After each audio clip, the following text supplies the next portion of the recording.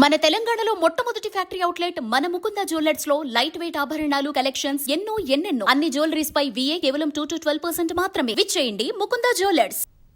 పశ్చిమ బెంగాల్లో 15 ఏళ్ల మమతా బెనర్జీ ప్రభుత్వాన్ని గద్దెదించడంలో కీలక పాత్ర పోషించిన ప్రతిపక్ష నేత సువేందు అధికారి బెంగాల్ సీఎం అయ్యే అవకాశం ఉంది. కోల్కతాలో శుక్రవారం బీజేపీ శాసనసభాపక్ష సమావేశం జరగనుంది. ఇందులో సువేందు అధికారి పేరును బెంగాల్ బీజేపీ అధ్యక్షుడు సమీక్ భట్టాచార్య ప్రతిపాదించనున్నారని సంబంధిత వర్గాలు తెలిపాయి. ఆ తర్వాత బీజేపీ శాసనసభాపక్ష నేతగా సువేందు అధికారి పేరును కేంద్ర హోంమంత్రి అమిత్ షా ప్రకటించనున్నారని వెల్లడించాయి.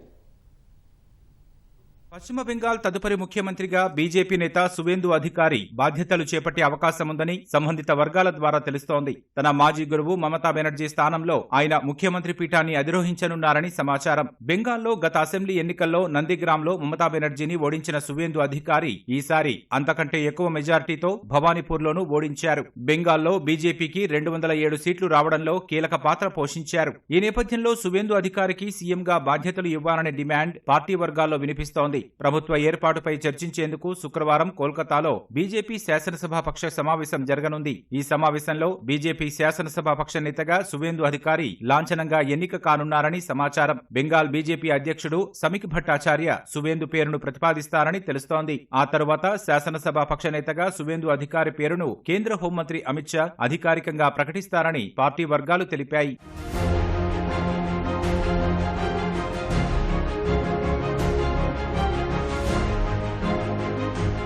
సువేందు అధికారి 1970 డిసెంబర్ 15న బెంగాల్లోని తూర్పు మెదినాపూర్ జిల్లా కాంతిలో జన్మించారు. ఆయన కుటుంబానికి రాజకీయ నేపథ్యం ఉంది. సువేందు అధికారి తండ్రి శిశిర్ అధికారి మన్మోహన్ సింగ్ హయాంలో కేంద్ర మంత్రిగా పనిచేశారు. సువేందు సోదరులు కూడా రాజకీయాల్లో చురుకుగా ఉన్నారు. సువేందు అధికారి తన రాజకీయ ప్రస్థానాన్ని కాంగ్రెస్ పార్టీ విద్యార్థి విభాగం ద్వారా ప్రారంభించారు. 1995లో కాంగ్రెస్ తరపున కాంతి మున్సిపాలిటీ కౌన్సిలర్ గా ఎన్నికయ్యారు. ఆ తర్వాత 1998లో మమతా బెనర్జీ స్థాపించిన టీఎంసీలో చేరారు.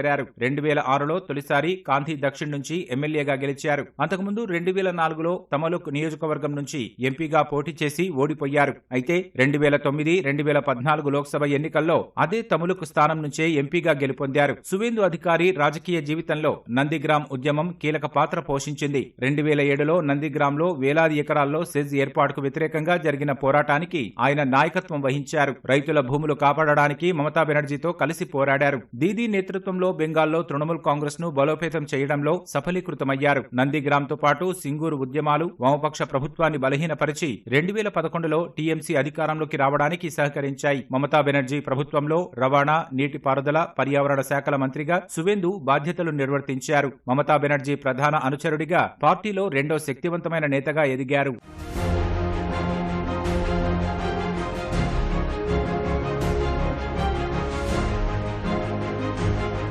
కాలక్రమేణా మమతా బెనర్జీతో సువేందు అధికారికి విభేదాలు ఏర్పడ్డాయి. పార్టీలో అంతర్గత రాజకీయాలు, దీదీ మేనలుడు అభిషేక్ బెనర్జీ పెత్తనం పెరగడం వంటి కారణాలతో సువేందు అధికారి 2020లో టీఎంసీని వీడారు. అదే ఏడాది అమిత్ షా సమక్షంలో బీజేపీలో చేరారు. 2021 అసెంబ్లీ ఎన్నికల్లో నందిగ్రామ్లో తనపై పోటీకి దిగిన సీఎం మమతా బెనర్జీని ఓడించి సంచలనం సృష్టించారు. ఆ అసెంబ్లీ ఎన్నికల్లో బీజేపీ 77 సీట్లకే పరిమితమైన సువేందు అధికారి విజయం కమలం పార్టీకి బలాన్నిచ్చింది. ఆ తర్వాత ఆయన బెంగాల్ అసెంబ్లీలో విపక్ష నేతగా ఎన్నికయ్యారు.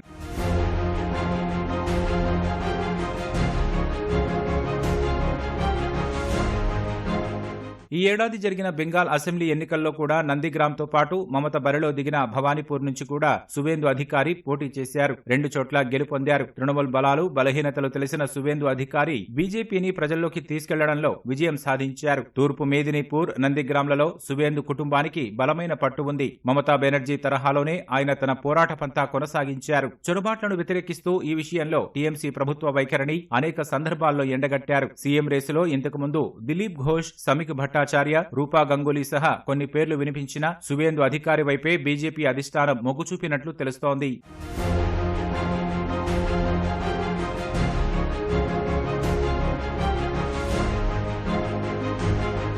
పశ్చిమ బెంగాల్లో మే 9న కొత్త ప్రభుత్వం కొలువుదీరనుంది. అట్టహాసంగా జరగనున్న ఈ కార్యక్రమానికి ప్రధాని నరేంద్ర మోదీతో పాటు పలువురు జాతీయ అగ్రనేతలు, కేంద్ర మంత్రులు, వివిధ రాష్ట్రాల ముఖ్యమంత్రులు హాజరు కానున్నట్లు తెలుస్తోంది.